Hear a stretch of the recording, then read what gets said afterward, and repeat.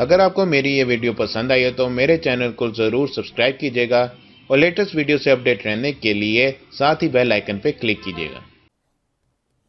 मैं हूं दिन इम्तियाज़ और आप देख रहे हैं तख्ती ऑनलाइन। चिंटू और बंटू में बचपन से बहुत दोस्ती थी। आज वो बूढ़े हो चुके हैं, लेकिन उनकी दोस्ती बहुत पुरानी है। दोनों एक दूसरे के बगैर रह नहीं सकते। एक पहाड़ी इलाके में रहते हैं जो कि बहुत खूबसूरत है, लेकिन रोज़ दुश्वार रास्तों से गुज़रते हुए एक दूसरे को मिलने जाते हैं। उनका वाहिद शौक लूडो खेलना है। हर रोज़ वो लूडो की एक गेम ज़रूर खेलते थे, लेकिन कुछ अरसे से इस इलाके में एक शेर आ चुका है और वो शेर लोगों को खा रहा था। चिंटू और बंटू बहुत परेशान थे कि अब वो एक दूसरे से कैसे मिलें। उनका दिल टूट चुका था। लेकिन फिर अचानक चिंटू के जहन में एक ख्याल आया। उसने सोचा कि बंटू और उसके घर के बीच में एक तार लटकी हुई है। ये लोहे की तार है और इससे अमूमन वो कपड़े सुखाते थे। क्यों न इस तार का इस्तेमाल किया जाए, जैसा कि बचपन में वो स्ट्रिंग टेलीफोन्स इस्तेमाल करते थे और एक दूसरे से छुप छुप के बातें करते थे। चिंटू को यह ख्याल बहुत अच्छा लगा और उसने फ़ौरन सोचा कि वो बंटू से भी अपना ये ख्याल शेयर करेगा। एक दिन ख़तरा मोल लेते हुए दोनों मिले और उन्होंने सोचा कि वो इस तार के ज़रिए आवाज़ एक जगह से दूसरी जगह पहुंचाएंगे।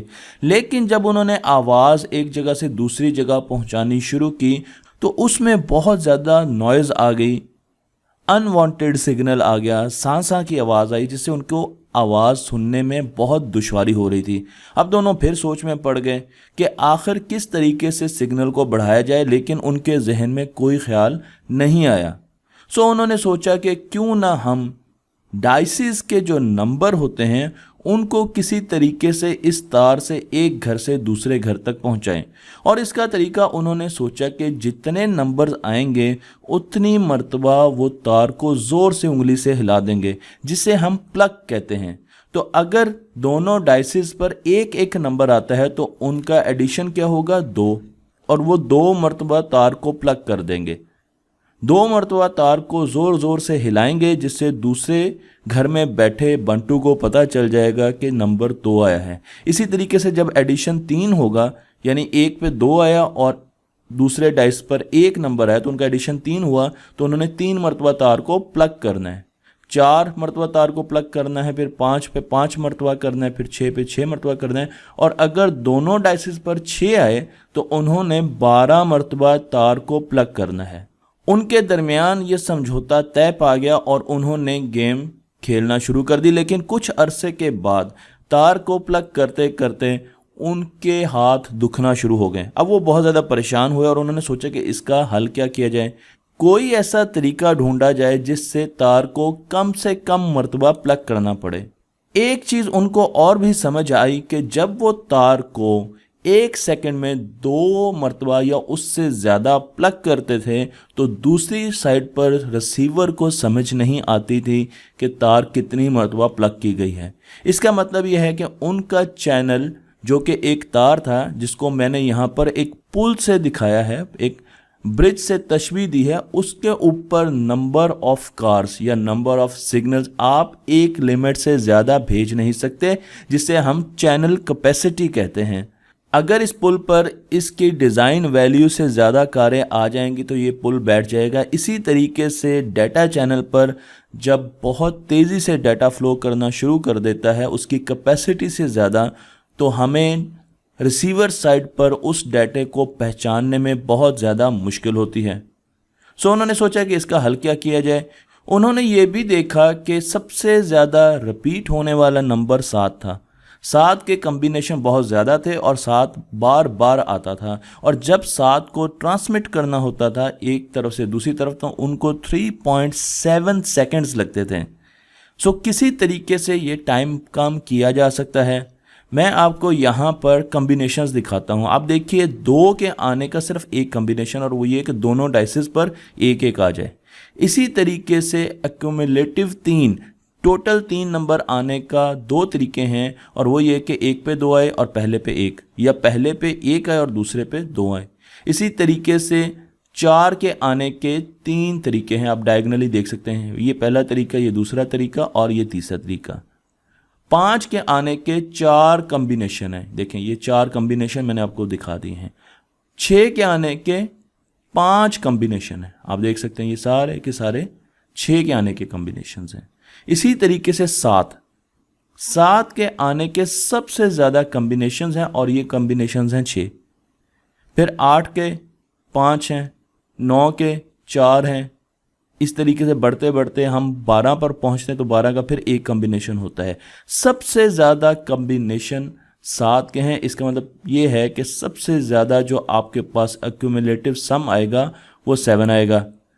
यही चीज़ हमने यहाँ पर एक ग्राफ से दिखाई है। 2 के आने के 1 कॉम्बिनेशन है, 3 के आने के 2 कॉम्बिनेशन है, 4 के 3 कॉम्बिनेशन है। इसी तरीके से 7 के आने के 6 कॉम्बिनेशन है और फिर दोबारा ये कम होना, तो दोबारा ये कॉम्बिनेशंस कम होना शुरू हो जाते हैं। चिंटू के लिए ये एक बहुत अहम डेटा था, क्योंकि इस डेटा को देखते हुए उसने एक नई प्लकिंग स्कीम बनाई। उसने सोचा कि सबसे ज़्यादा तो 7 आता है, तो 7 को जाहिर करने के लिए, एक जगह से दूसरी जगह पहुंचाने के लिए हम सिर्फ एक मरतबा प्लग करेंगे। 7 को ट्रांसमिट करने के लिए एक प्लग होगा। 6 क्योंकि उसके बाद सबसे ज़्यादा आता है, 6 को एक जगह से दूसरी जगह भेजने के लिए हम 2 प्लग करेंगे। इसी तरीके से 8 भी 6 के बराबर उसके कॉम्बिनेशन है, तो उसको एक जगह से दूसरी जगह भेजने के लिए हम 2 मरतबा प्लग करेंगे। सबसे कम 2 और 12 आते हैं, तो उनको एक जगह से दूसरी जगह ट्रांसमिट करने के लिए हम 10 प्लग करेंगे और 12 को एक जगह से दूसरी जगह भेजने के लिए हम 11 मरतबा प्लग करेंगे। इस तरीके से नंबर ऑफ प्लग्स बहुत ज़्यादा कम हो गए, क्योंकि जो चीज़ें बार बार रिपीट हो रही थी उनको सबसे ज़्यादा कम प्लग्स दिए गए। एक फ़ायदा इस स्कीम का ये भी हुआ कि बहुत कम टाइम में बहुत ज़्यादा डाटा एक जगह से दूसरी जगह जाना शुरू हो गया, यानी चैनल पर डाटा बहुत तेज़ी से जाना शुरू हो गया। और यही स्कीम हमें इस्तेमाल करनी पड़ी टेलीफोन की कम्युनिकेशन के लिए। जब बेल लैब्स ने नया नया टेलीफोन का नेटवर्क यूएसए अमेरिका में डाला तो उनको नॉइज़ का बहुत ज़्यादा इशू था। जब भी टेलीफोन पर बात होती थी तो साँ साँ की आवाज़ें बहुत ज़्यादा बैकग्राउंड में आती थी, जो कि अनवांटेड नॉइज़ थी, और वो ये चाहते थे किसी तरीके से ये नॉइज़ को ख़त्म किया जाए। लेकिन हम ये जानते हैं कि हमें किसी भी ट्रांसमिशन को बेहतर बनाने के लिए सिग्नल की पावर को बढ़ाना चाहिए और नॉइज़ की पावर को कम करना चाहिए। इसे हम SNR कहते हैं, जो कि सिग्नल टू नॉइज़ रेशो कहलाती है। तो SNR जितनी भी बड़ी होगी उतना ही आपका सिग्नल ज़्यादा अच्छे तरीके से रिसीवर को रिसीव होगा, और अगर SNR कम है तो आपका सिग्नल रिसीवर को रिसीव अच्छे तरीके से नहीं होगा, बल्कि वो कंफ्यूज होगा और आपके डेटा में बहुत ज़्यादा एरर होगा। इसका सिंपल तरीका तो ये है कि एक रिपीटर लगा दें। लेकिन क्या रिपीटर से SNR कंट्रोल हो जाएगी? बेल लैब ने शुरू में बहुत से रिपीटर्स लगाए, पर उनको एहसास हुआ कि रिपीटर सिग्नल की पावर तो बढ़ा रहा है लेकिन नॉइज़ की पावर भी उसी तरीके से बढ़ा रहा है। तो अगर आप कोई एम्पलीफायर लगाते हैं तो वो दोनों को ऊपर नीचे एक ही रेशो के साथ बढ़ाएगा, तो आपकी SNR की रेशो कम नहीं होगी बल्कि वहीं पर रहेगी। हमें इसका कोई और तरीका चाहिए, और ये तरीका एक मुमताज़ साइंसदान ने दिया जिनका नाम क्लॉड शैनन है, जिन्होंने 1948 में एक रिसर्च पेपर लिखा जिसे आज तक हमारी यूनिवर्सिटी में पढ़ाया जाता है, और इंफॉर्मेशन थ्योरी की बेसिस है ये रिसर्च पेपर। इस रिसर्च पेपर में उन्होंने बताया है a mathematical theory of communication, और उन्होंने एक ऐसा तरीका बताया है जिससे हम डाटा ट्रांसमिशन बहुत अच्छे तरीके से, फास्ट तरीके से, एररलेस तरीके से एक जगह से दूसरी जगह कर सकते हैं। मैं आपको यहाँ पर ये तरीका बताने की सिंपल तरीन कोशिश करता हूँ कि 2 दोस्तों ने एक दूसरे से टेलीफोन पर बात करनी है जो कि बहुत दूर के इलाकों में रहते हैं। तो पहले दोस्त ने दूसरे दोस्त को फ़ोन किया और उसने बात करने की कोशिश की। हम जब भी ये एनालॉग सिग्नल एक जगह से दूसरी जगह भेजते हैं तो इसके ऊपर नॉइज़ एक्ट करती है, और नॉइज़ इसको डिस्टॉर्ट करती है, ख़राब करती है, और दूसरे साइड पर रिसीवर को ये सिग्नल सही तरीके से नहीं मिलता। शैनन ने हमें ये बताया कि आप इस वेव फॉर्म को, जो कि एक एनालॉग वेव फॉर्म है, इस पर ख़ास टाइम के बाद कुछ पॉइंट्स इकट्ठे कर लें। इसके एम्पलीट्यूड को निशान लगा दें। मसलन मेरे पास अगर 1 सेकंड के बाद मैं ये टाइम इकट्ठा कर देता हूँ, 1 सेकंड मैं आपको समझाने के लिए कह रहा हूँ, लेकिन ये से बहुत कम टाइम होता है। इसी तरीके से अगले सेकंड पे मैं एम्पलीट्यूड को निशान लगा देता हूँ, फिर अगले सेकंड पे लगा देते हैं। इस तरीके से मैं इस वेव फॉर्म को सैंपल कर लेता हूँ मुख्तलिफ जगहों पर निशान लगाकर, और उसके बाद मैं ये एम्पलीट्यूड अपने पास रखूँगा और बाकी बीच की जो वेव फॉर्म है एक डॉट से दूसरे डॉट के दरमियान उसको ख़त्म कर दूंगा, उसकी मुझे ज़रूरत नहीं है। तो मैंने उसकी सैम्पलिंग कर दी। अब मेरे पास इस वेव फॉर्म की एक प्रोटोटाइप आ गई और इसको मैंने कोड कर लिया 0-1 की फॉर्म में, जिसे हम बिट्स कहते हैं। जब मैंने इसको कोड किया 0-1 की फॉर्म में, तो अब मेरे लिए बहुत आसान है कि मैं 2 लेवल पर इसकी ट्रांसमिशन कर सकता हूँ, और हमने वो ट्रांसमिशन इस नेटवर्क के ऊपर कर दी।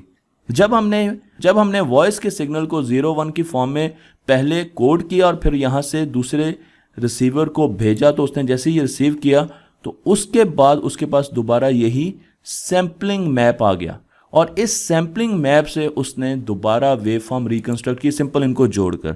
तो उन्हें पहले सेंडर की आवाज़ या ट्रांसमीटर की आवाज़ सुनने लगी। इस चीज़ को हम कहते हैं कोडिंग, और इसका सबसे पहले बताने वाला इंसान हमें शैनन था। शैनन ने किसी भी सिग्नल को डिस्क्रीट बनाने का बेसिक तरीका बताया, और इस यूनिट को हम बिट कहते हैं।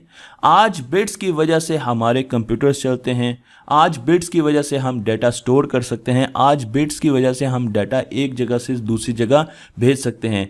इंफॉर्मेशन टेक्नोलॉजी बिट्स की मरहून मिन्नत है। जितनी भी तरक्की इंफॉर्मेशन टेक्नोलॉजी में हुई उसकी बुनियाद शैनन ने रखी, क्योंकि उन्होंने एनालॉग सिग्नल को बिट में कन्वर्ट किया, और उसके बाद हमने तस्वीरों को, ऑडियो को, वीडियो को एक जगह से दूसरी जगह ट्रांसमिट करना शुरू किया और उसको स्टोर करने के मुख्तलिफ तरीके बनाए। तो मुझे उम्मीद है कि आपको मेरी इंफॉर्मेशन थ्योरी पर ये बेसिक वीडियो पसंद आई होगी। शैनन के काम को अगली वीडियोस में भी हम डिस्कस करेंगे। मेरे इस चैनल को लाइक कीजिए, शेयर कीजिए और दूसरों तक पहुंचाइए।